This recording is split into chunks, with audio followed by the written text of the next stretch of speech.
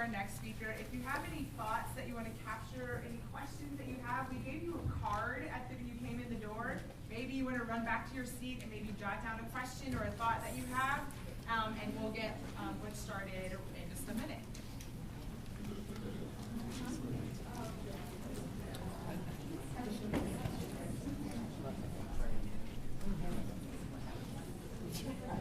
It's pretty simple.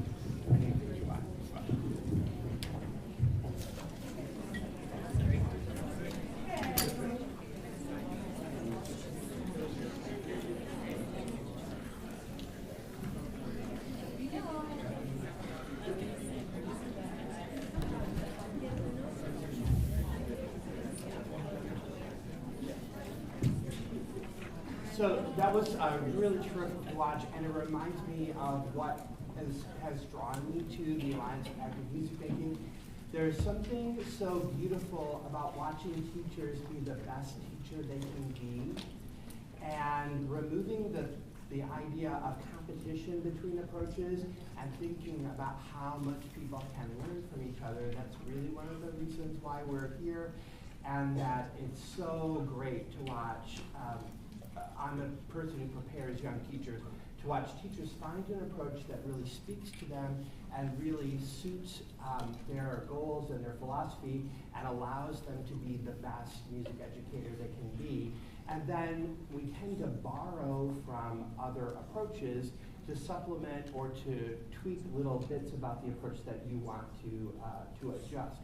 But one of the goals of the Alliance is that you become steeped or really thoroughly grounded in one approach so that it sort of guides what you do. And then you borrow repertoire and techniques and ideas from other approaches as suits your situation and your classroom and your environment and your assessment.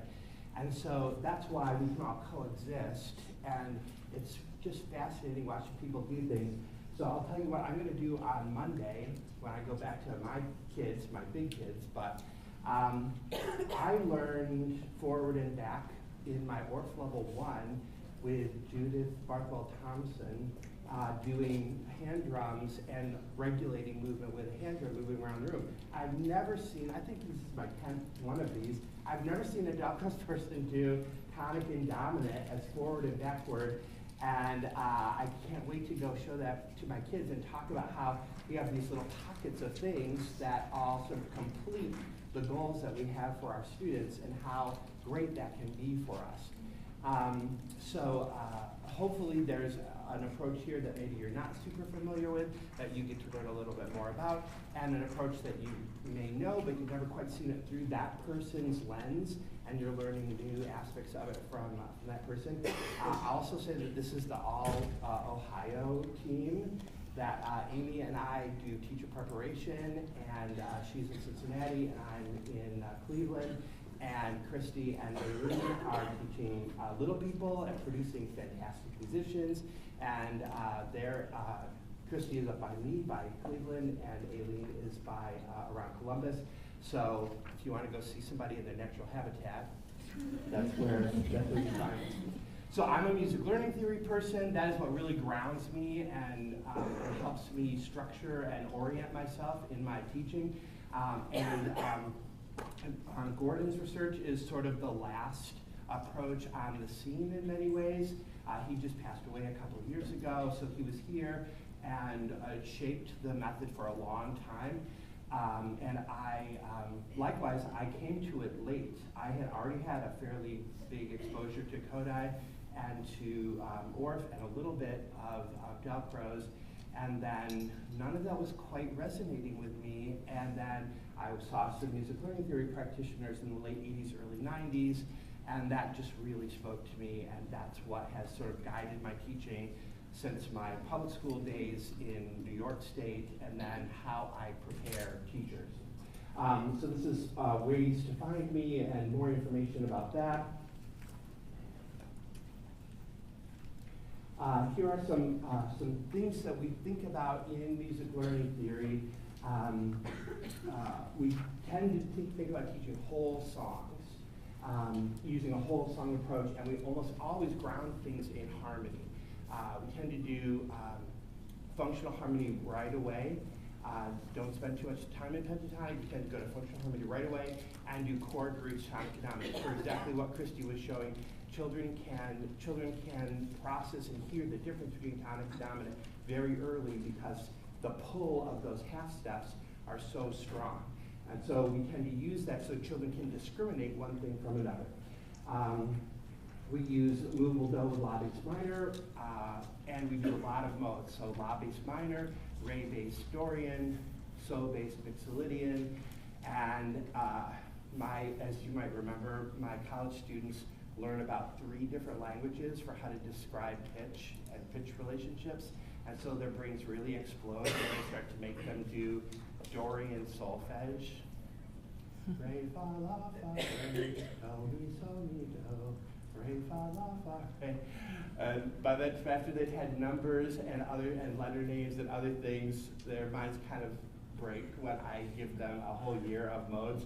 But it's really good for them, and it really stretches them, and I want them to be able to do solfege when they come out to teach. So it's just the way it is. They have to learn many languages. We use a function-based syllable system, a due day system. I'll do that in a little bit. And we tend to have a big pattern instruction focus, and pattern instruction is especially how we move through Gordon's skill learning sequence. And pattern instruction, we think of patterns as analogous to words in language. And so just like words are the building blocks for how you understand the language and how you put thoughts together, patterns can be the building block in music for how you put musical thoughts together and how you build up a repertoire of musical ideas. And we do tend to do a lot of movement. The early childhood movement is really based on Laban, and then we cycle through whatever other movement approaches speak to you. I happen to get Weicker trained, but a lot of other people have more Dalkos experience, and so that's the way we accomplish movement goals.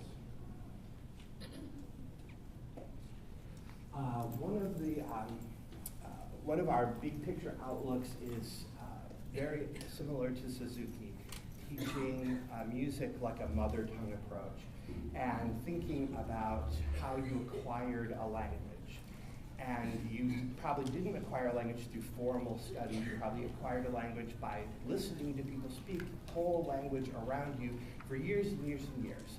And when you did little bits and pieces of that language that were similar to what the tribe around you was speaking, they threw a big party because a sound that you made came close to mama or dada or baba, and everybody was excited that you were going to sort of join the group and speak the same language as your people. And it seems like that is the natural way that we acquire music, similar to how we acquire language. So what do? You spend a long time listening, you spend a long time speaking, singing, and chanting, and then you do more of that stuff with understanding and comprehension, or the music learning theory word for that is audiation, meaning you can hear it in your head, you can reproduce it, you can make decisions about it. There's music cognition going on in your head, and your head can hold musical ideas. At least hold it enough that you can make decisions about it or hear same and different, or similar to what we just did, high and low, and things like that. And then at some point we start reading all that stuff that we've heard and spoken and sung and thought about, and then at some point we start writing. So it seems to be a process that really closely approximates language learning. And so it can be a pretty organic and natural way, and it should be an active process. Right? All the language learning that you did, birth through 5, was probably movement-based and active and participatory and social with another person, right? Probably not out of a book. You probably didn't learn language by listening to a recording or watching a movie. You probably learned language face-to-face with a person. And as long as we teach music that way, we have jobs. If we teach music by only having them hear it from some media source, we don't necessarily have jobs because lots of people can press play. So the more face-to-face and modeling and active things that we do, the more we maintain our positions because only we can do this thing for children, right? The kind of modeling that Christy was doing, only she can, in her school, I'm certain, only she can model that kind of movement for those children and do that kind of musical mentorship. So as we're talking about improvisation, one of the first things that has to happen, my activity is going to be for pretty young children, is you have to give them permission to have a different thought. And maybe you were like me when I started out doing my early teaching, when I was trying to teach creativity and improvisation. I didn't get this idea that you have to give children permission to have their own unique thought and not to be exactly like the teacher. Because so much of school is about getting the right answer and having all 25 people have the same thought. And in music class, you can have an activity where everybody can have their own thought. And that's maybe a foreign concept to your children. So you have to allow them permission to have their own thought. And for some kids, that's going to make your class be their favorite part of the day, because they can have their own thoughts, as opposed to the other classes that they're in, where everybody has to have the right answer, everybody has to converge on the correct answer. So you can do this with any sort of chant, but I'm going to weave some pattern instruction into reinforcing this idea of being different than the teacher. So you might do a little tune. We probably all know this tune. My pony Bill is riding high, see my pony galloping by. My pony Bill is riding high, see him galloping by. We might echo. Ba, ba, ba, ba, ba, ba. Ba, ba, ba, ba, ba, ba. Ba, ba, ba, ba, ba. Ba, ba, ba, I'm going to label that same. You are being the same as me. You are being my echo. Okay, so next month,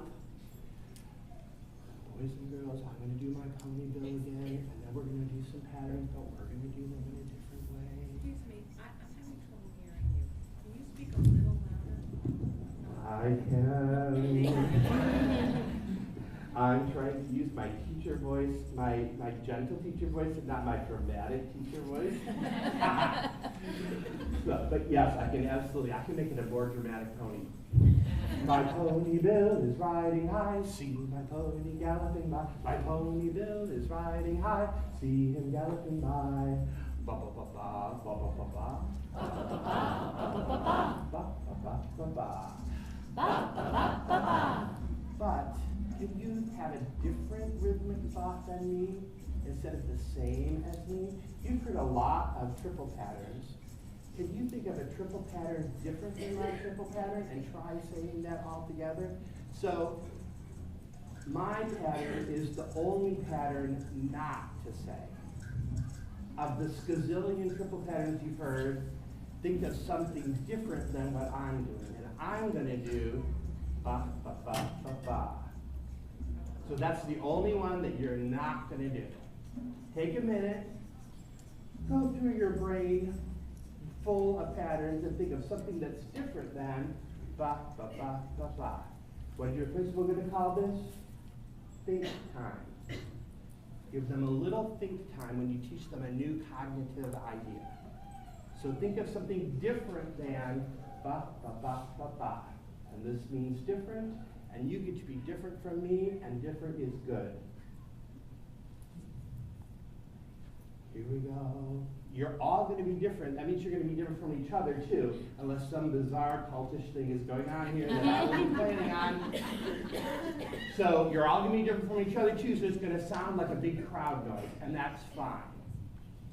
My pony Bill is riding high, see my pony galloping by. My pony Bill is riding high, see him galloping by. Be different. Ba ba ba ba ba ba ba.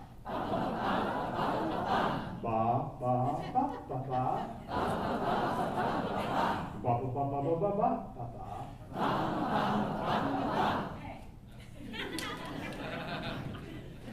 So we probably have to practice that skill of being different, and that skill of spontaneously taking out my pattern from your options and drawing on your repertoire of other patterns and having them be an option, and giving them permission to be different.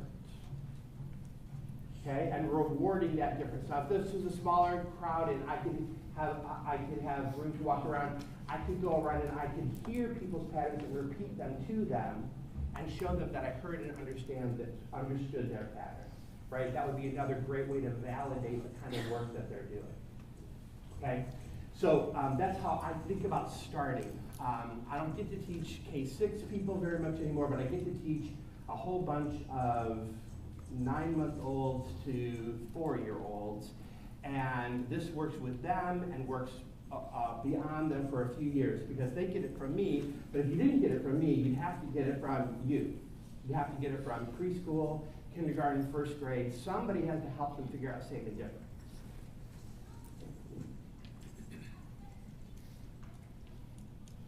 So I'm going to go into this little activity, and here are some of the things that I would use to process. All these notes, right, are up on the website, and you can get them all off of Guidebook. This might be the only time I ever got the notes in on time. I was the last one of the 4 of us, but I did because there was a financial incentive this time. So, not gonna lie. So they're all up there, but if you miss anything, just write to one of us and we'll help you out with that. And so this is sort of the process I use when I go through this activity. And I get to do this activity with little people, but then there's people in the room who've done this activity with K1, 2 people, and because I get to share this with the people around me, so I know that it works with some older kids too, right? So I'm going to go forward to the activity just so you can see the notation. Whoops. And so this little poem is a variation of a chant that we do in music learning theory. So I wanted to write a winter version of it, so I wrote, winter snow, crunching, crunching as we go. Wrapped up in our winter clothes from head to toe. And I just left an improv break, a kindergarten version of an improv break solo for them. Okay? So here's some ways that I might do this. If you want to go ahead and participate, great. If you want to just lay back and soak it in, you can do that too. So put on your big heavy feet, big heavy shoes, big heavy coat, zip up that coat, put on your hat, put on your scarf, put on your mittens, right? We don't have to necessarily stomp, but we're going to move with fairly heavy feet, because we're carrying our big heavy backpack and we're tromping through the snow, which is going to be here pretty soon. If you're from the south and you woke up to 33 degrees this morning, oh, I'm so sorry for you. Just wait. And so we know what it feels like to be all bundled up like that kid in the Christmas story, to not be able to move and to make big footprints. So make those big footprints for me to the big beat. Winter snow, crunching, crunching as we go. Wrapped up in our winter clothes from head to toe. Great, great, great. Stay put where you are, like you're waiting for the bus, and give me these smaller beats. Winter snow. Oh, do this one where you're frozen and your arms are so wrapped up that you can't even touch your sides. You just kind of wave like a penguin. Winter snow, crunching, crunching as we go. Wrapped up in our winter clothes from head to toe. Boys and girls, I'm inventing something in my song. I didn't write it down. I am just inventing it in my brain.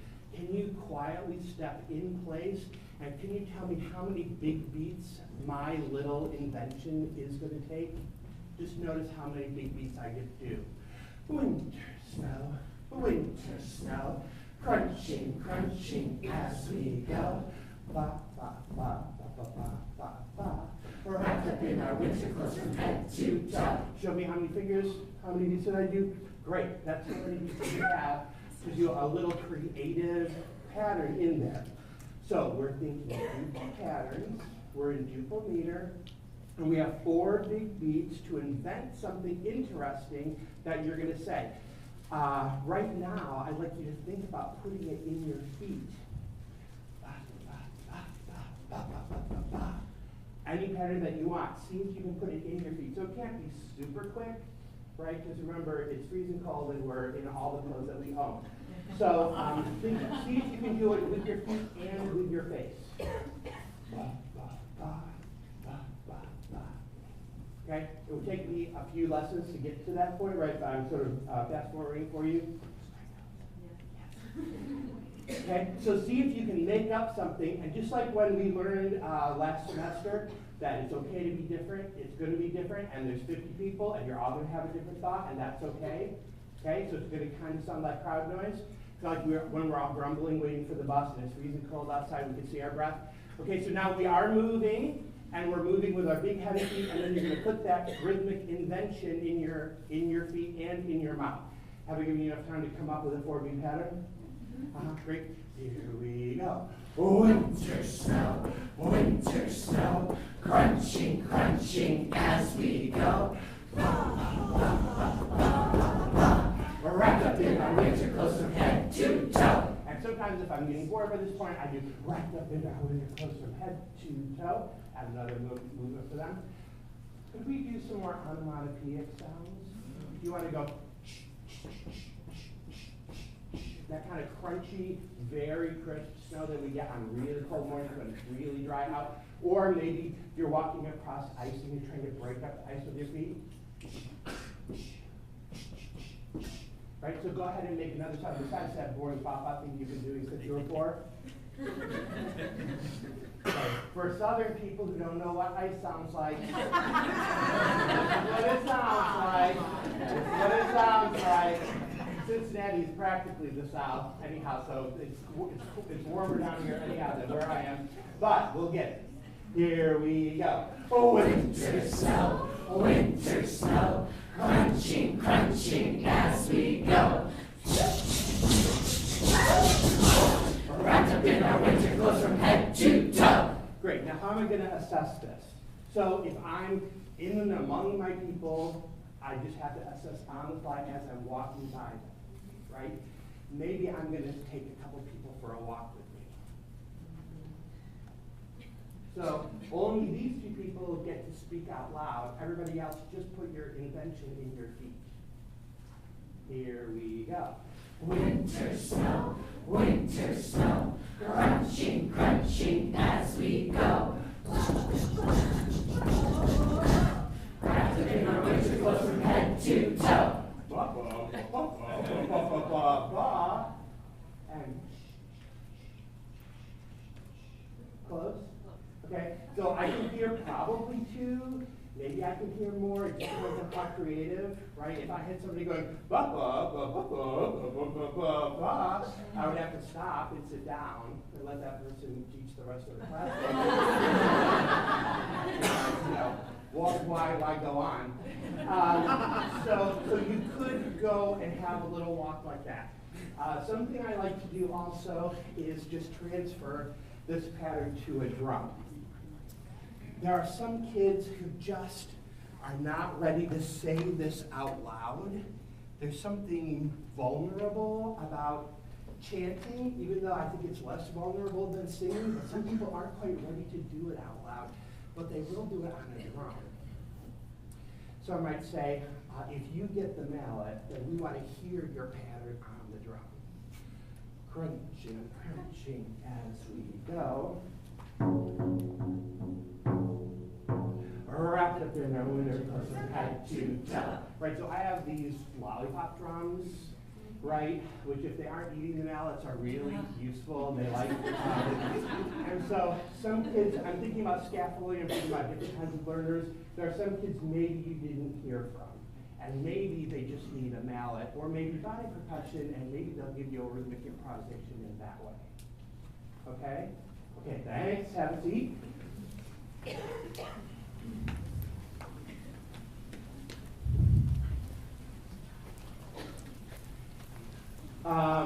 And so if you have any music learning theory materials, there's a chance in, I think, book 120, that's pumpkin patch, I'm looking for a pumpkin in a pumpkin patch. So it did not take a genius to turn that into this. I just decided I could pre-teach it in the fall, and I wanted to see what we would come up with a little more experience in the winter. And so then I thought, maybe what sort of rubrics might you want to assess some of this? So this is not in the notes, but if you want to take a picture of it, great.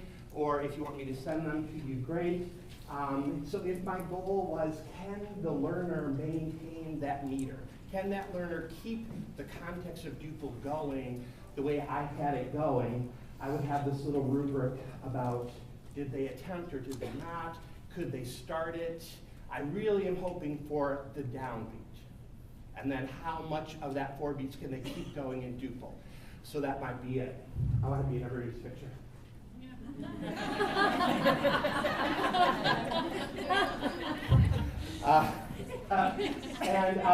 And then I thought, well, maybe a second goal would be if you want to restrict them and say just do a macro-micro pattern, which means just do a do-day, do-day, do, no 16th notes. And so could they restrict themselves and improv with a rule like that? And so that might be a rubric that you use for that kind of thing. Just depends on what your goal is. I think this is a really generic kind of activity that would suit a lot of different goals. You could certainly play in improvisation. I didn't use it. I have not used it as a pitched activity, but you could certainly play in improvisation on pitched instruments instead of do a rhythmic improvisation and use that little solo break as well. I love these little songs with little solo breaks because you set up the context, you let them have a little solo break, and then you come back around and reestablish the context. Because some children take you off into another land, and you need to bring it back. And then you can cycle through.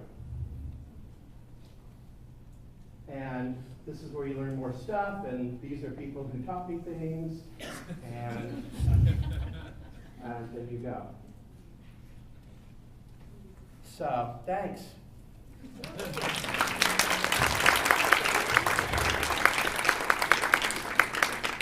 So Butch has set us up nicely with a few questions for you to consider for your reflection. Maybe take another couple of notes down on your card. We would love to get those cards from you just to collect your feedback and thoughts. And so if you're willing to share those with you, we'd like to take those at the end. So we have these questions. Oh, thank you. I already need this. So we have these questions. How do collaboration and communication build connection and understanding of the value in different approaches? How does awareness of a variety of pathways have a positive impact on teacher candidates? How do sessions such as this help teachers avoid becoming dogmatic about one approach? How do use and understanding of different approaches help teachers adapt to evolving cultural and societal expectations? What is the relationship between active music-making approaches and current issues in music education? Are you strongly drawn to one particular approach? Maybe you felt a connection to this morning, and why? And did this session motivate you to explore a new approach? So you could respond to any of these questions. We would love to hear some feedback from you. Or if you have another question for Christy or Butch right now, I'm sure they would be happy to answer that. I got a question actually. So. Okay. Let's hear it. Okay.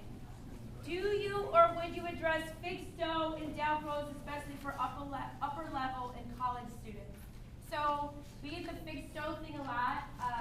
I feel like in Europe, it's like Switzerland, where people go for their down pros training. It has to be fixed dough.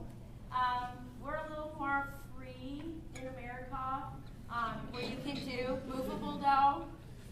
But my solution to this, if you have a mixed audience, is to just put everything in C major, and then it works.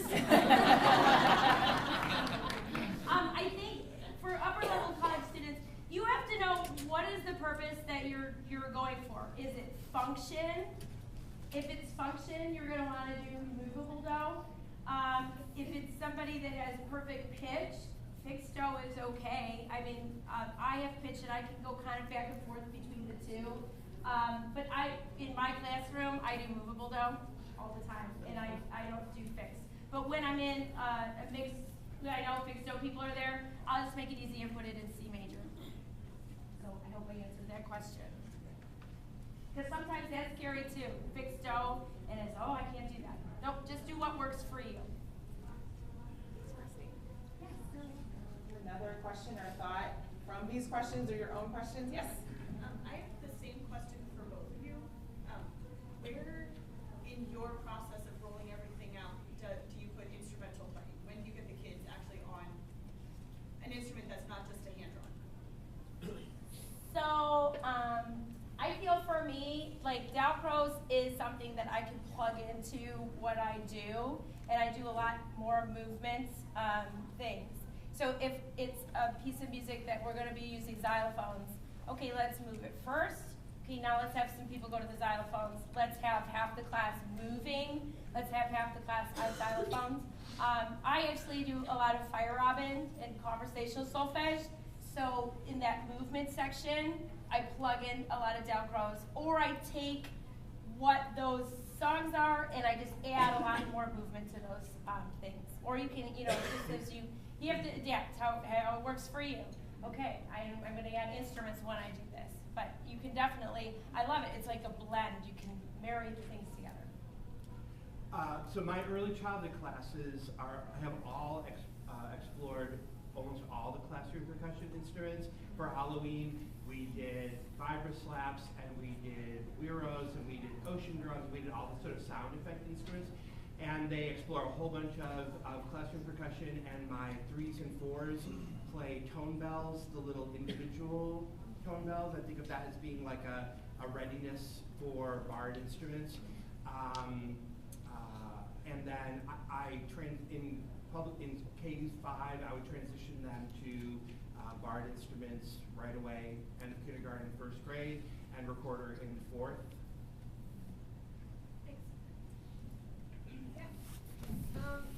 I know at the ORF conferences, we're open to having all the approaches represented. Is that true if you go to a Kodai conference, or if you go to a Dalcroze conference, or a Gordon conference? Just curious. You can see me 2 hours up the road. Who are we all doing? Who's doing? It's not me for this one, but yeah, we have an Alliance for Active Music Making session at OAKE every year, just like this. Which is in Columbus, 2 hours up the road in March. The whole world is in Ohio this year. So come, and at the last MLT, the last 2, I think, MLT conferences, we had Alliance sessions. At Texas too, they have it at the TMEA too, so I know it's a big draw for a lot of people. Do you have that? Yes, and some of us are going to present at the NAFME conference, a session just like this, 4 approaches. It's in Texas, coming up next week. And Wendy Valerio and I have been at the last 2 conferences of the Dalcroze Society of America, the other Dalcroze Society. And so yes, the answer, where are you? The answer to your question is yes.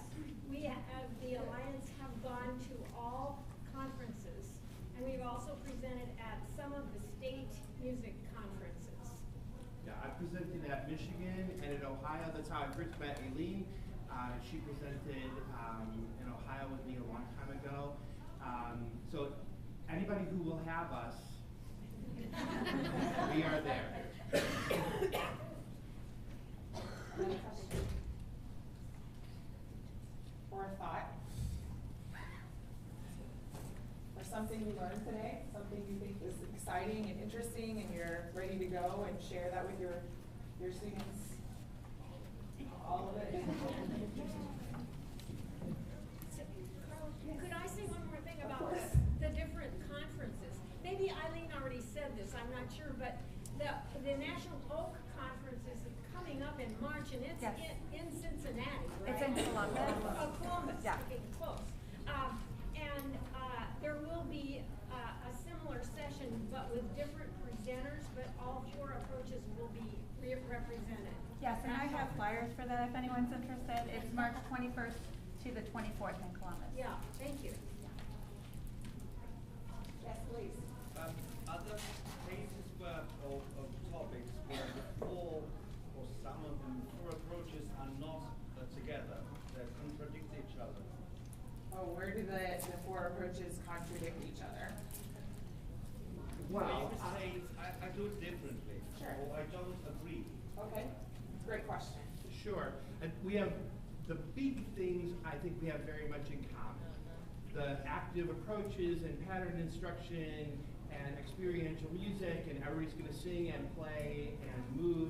I think those big picture things are quite common among the approaches. I think where we differ is what order we do things in and what is the top priority of an approach, or like what's the most important thing you want your children to get out of this, and the solfege and syllable systems.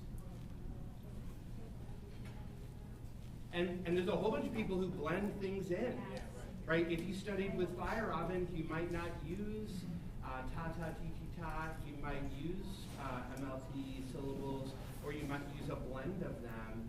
So there's even more blending than that bridges those kind of nitty-gritty things. But I teach all four approaches to my pre-service teachers, and we talk about what is different and try to help them find a home by talking about, compare and contrast. You never know what situation you're coming into. You could be an ORF person and have no instruments in your classroom. You know, oh, I have all this training with xylophones, and okay, I have to change that. I have to kind of blend and pull from somewhere else too. So I think it's good to know all the approaches. That way, whatever situation comes to you, what did your students learn before you came into that position is important too. Judy? There's one more comment I'd like to make in answer to your question, and that is that no matter where you go, everybody is different. And you will find some people that are so committed to one approach that they're not willing to change. They're not willing to adapt. And that's their choice. But those of us that have committed to this idea of collaboration within the Alliance, we want to collaborate with each other. And so we're all into that. But you will find some, and sometimes they call themselves the purists of any one of the approaches. And so you will find that, of course. Yeah. Yes, please. I was going to say that, especially in a public school setting, we're pushed to come up with diversified approaches as well. And not every child is going to be good at the instrument. Not every child is going to be comfortable with singing, and we've got to be open to these different approaches. Yeah, I just wanted to say, actually, just thank you for showing and just or highlighting those commonalities between the approaches, because I think we get sometimes so used to thinking that we're married to an approach that we don't actually see the intersections that they have. So thank you really a lot for highlighting those.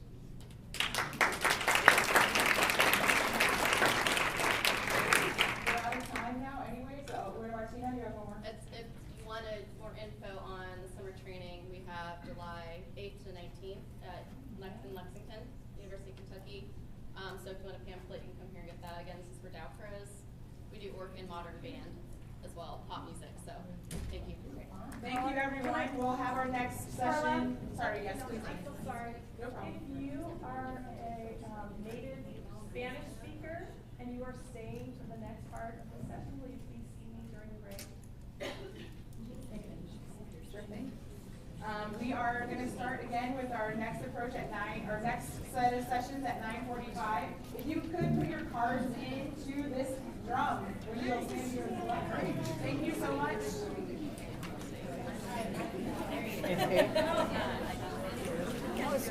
Hey, thanks.